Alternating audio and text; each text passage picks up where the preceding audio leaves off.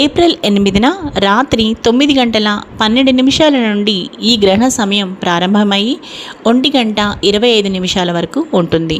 అంటే ఈ సూర్యగ్రహణం ఏర్పడే మొత్తం సమయం 4:39 వరకు ఉంటుంది. ఇక చైత్ర మాసంలోని కృష్ణపక్షం అమావాస్య రోజున ఈ సూర్యగ్రహణం ప్రారంభమవుతుంది.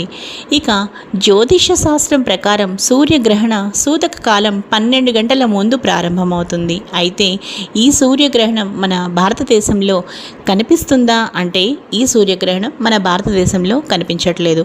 ఇక నియమాలు ఏమైనా పాటించాలా అనే సందేహం ఉంటే నియమాలు కూడా పాటించాల్సిన అవసరం లేదు. ఇక ఈరోజు ఈ వీడియో ముగించేస్తున్నానండి. ఈ వీడియో మీ అందరికీ బాగా నచ్చింది అనుకుంటున్నాను. ఈ వీడియో మీకు బాగా నచ్చితే లైక్ చేయండి, షేర్ చేయండి. అలాగే లావణ్యాస్ లైఫ్ స్టైల్ ఛానల్ని సబ్స్క్రైబ్ చేయడం మాత్రం మీరు మర్చిపోకండి. మరో మంచి వీడియోతో కలుస్తాను. Keep on watching Lavanya's life style.